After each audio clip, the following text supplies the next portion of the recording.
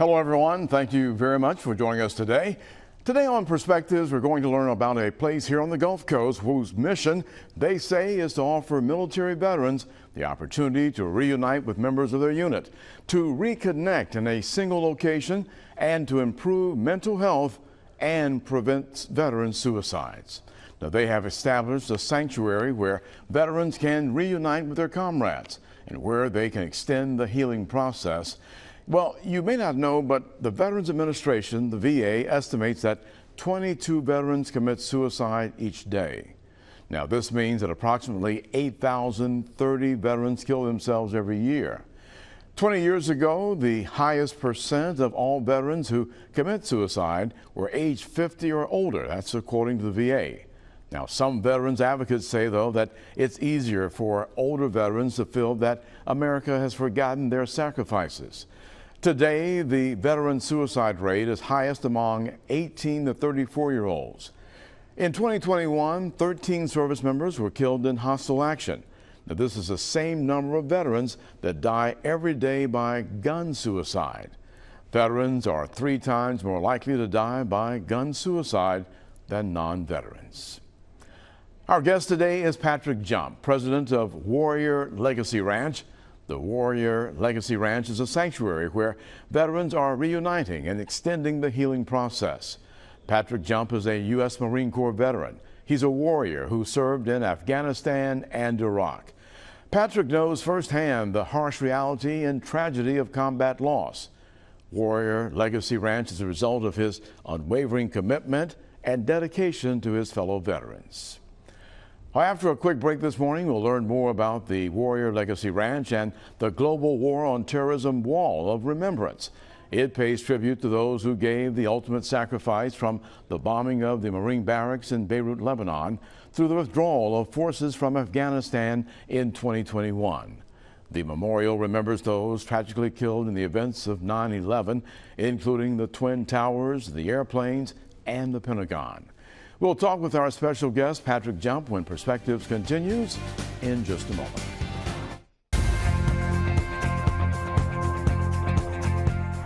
Welcome back this morning. As mentioned, our guest today is Patrick Jump. He is the president of the Warrior Legacy Ranch. And Patrick, welcome to the program.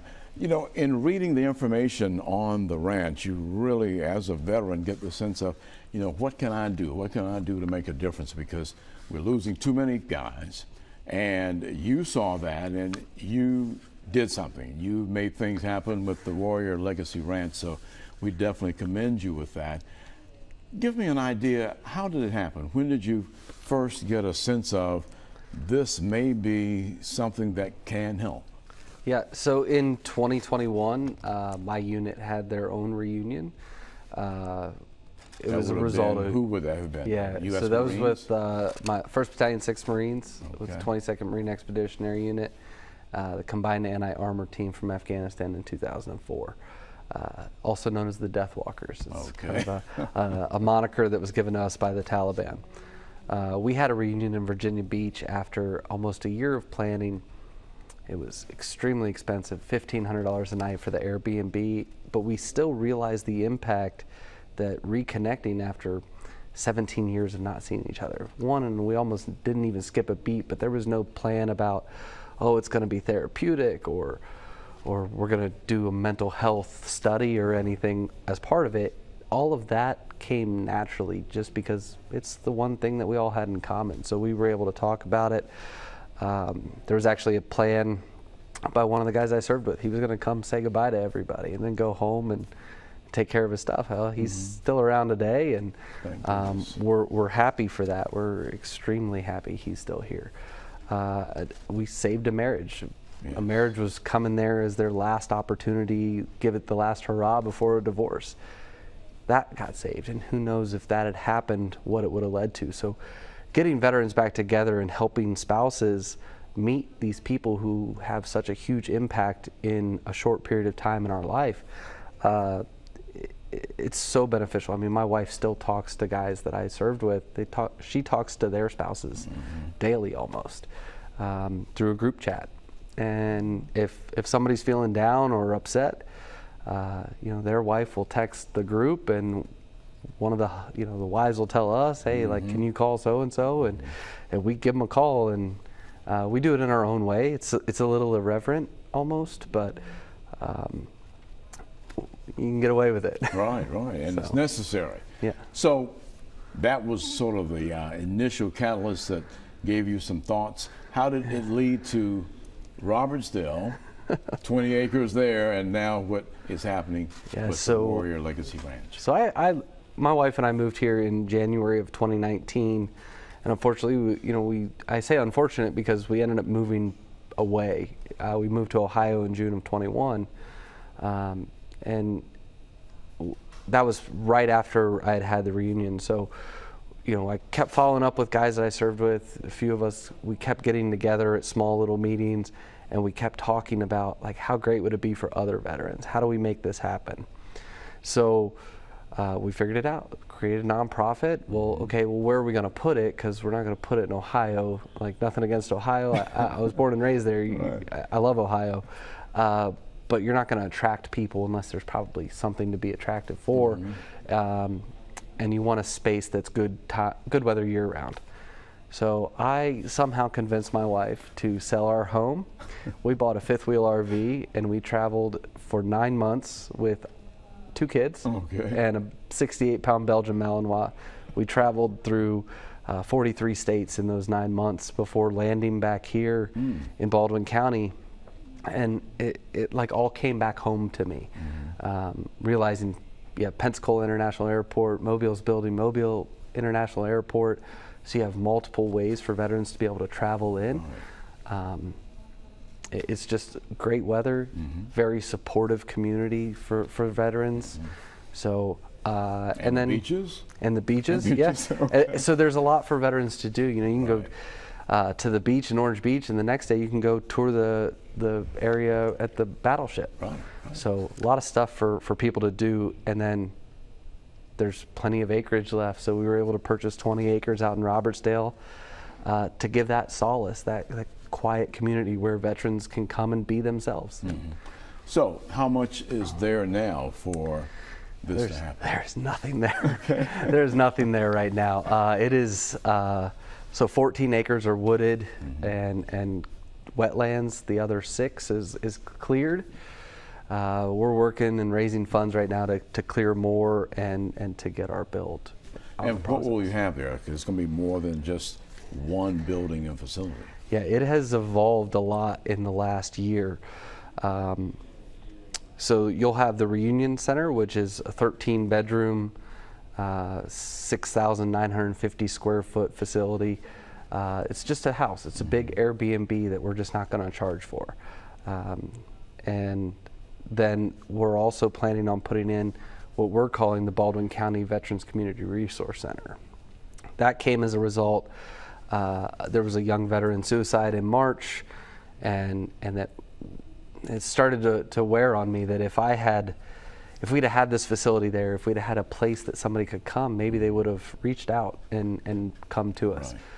Right. If we'd been doing all the things that we had hoped to do, we could do it. So we want to do events and bring veterans out into the community and connect them with one another, give them a new sense of purpose, but also help veterans that are struggling with addiction or mental health issues and provide them an area 24/7 that they can come to and get help.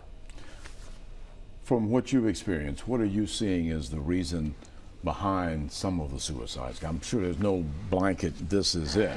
But so, interesting statistic about Alabama is it's actually the worst state in the nation for veteran suicide per capita. Oh, good. I didn't know that. There's 400,000 veterans in the state of Alabama, just about.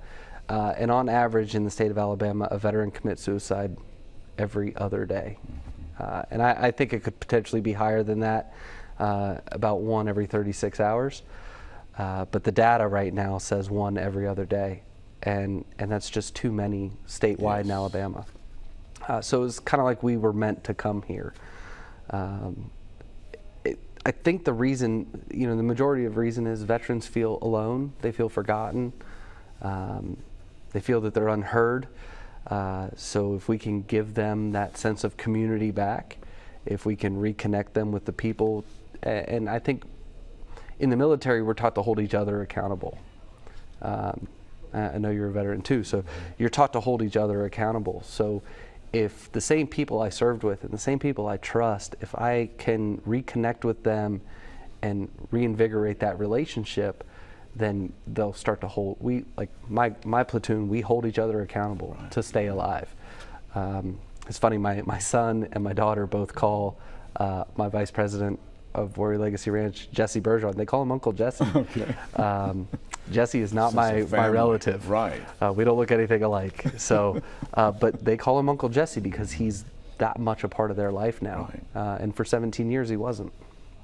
So. Wow. So we've got about a minute left here before we need to take a break.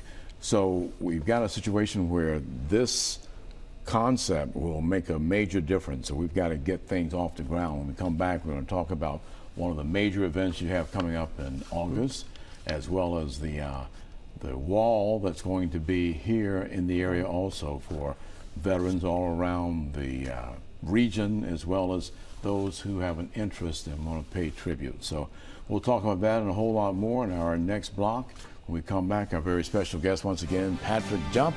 We're talking about the Warrior Legacy Ranch. That and more on Perspectives.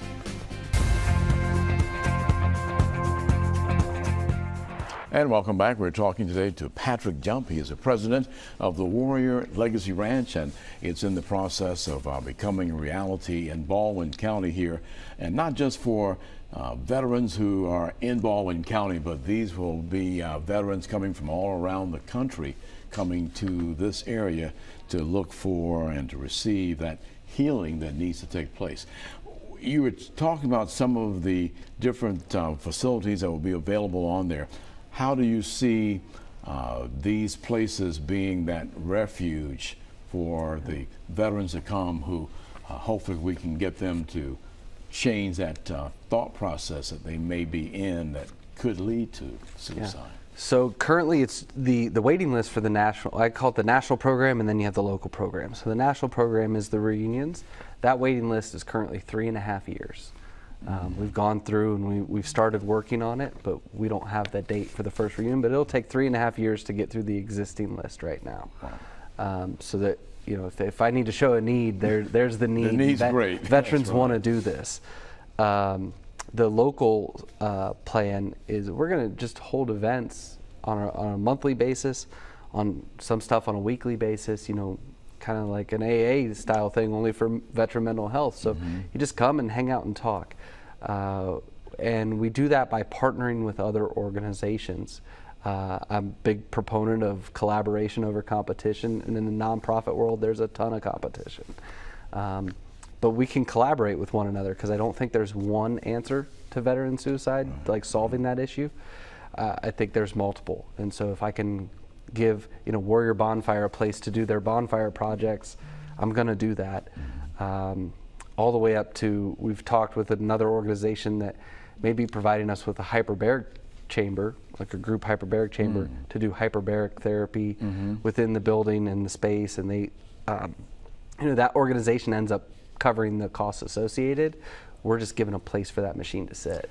Now, when you talk about who the veterans are that are doing this, and the name Warrior is a part of the ranch's name, is it primarily guys who've been on that front line, who've been out there, who are doing it, or is it transcending to different jobs in the military in different branches? All branches. All branches. It's not just for combat veterans, and it's not just for disabled veterans. So a lot of organizations kind of limit, it's for disabled veterans, it's for combat veterans. If you served your country in any form, then you're welcome at our place.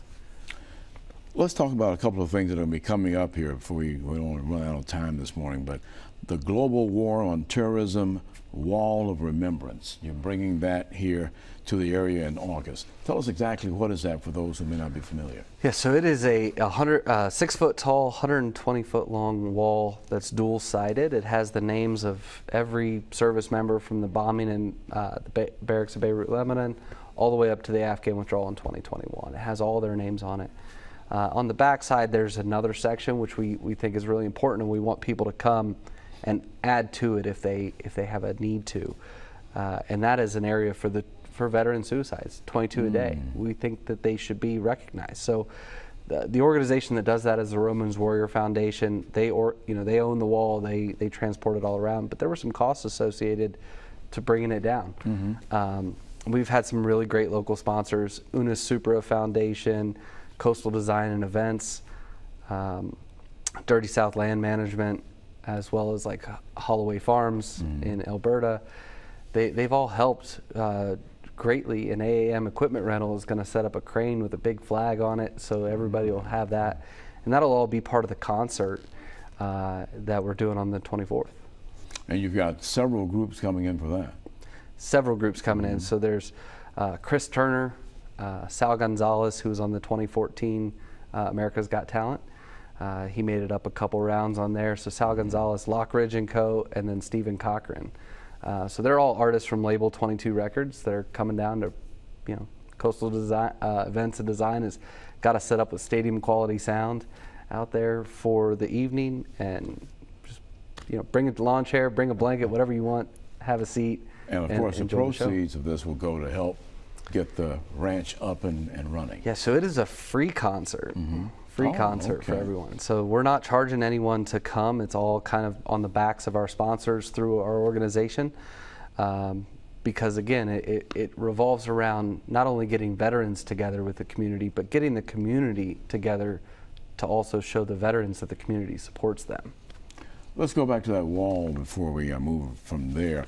What kind of emotions happen when veterans or those who just care see it? Yeah, so I'm telling you all the secondhand from Brian Romans with Reynolds Warrior Foundation. I've never personally seen the wall, but it's I've been with my father when we go to the Vietnam Wall in D.C., and I can only assume that those emotions are the same of seeing a name that I mean, I wear HM3 Aaron Kent's armband every day on my wrist. As a reminder to me, this was my corpsman in Iraq. So seeing his name on the wall will definitely mean a lot to me. It is, but we remember that we keep going because of him. So there'll be a lot of emotion. I think it'll be a great evening, though, with the concert. You'll have the music. Sal has a really emotional song called Heroes that I absolutely love. And that'll be the hardest day, or the hardest part of the whole event.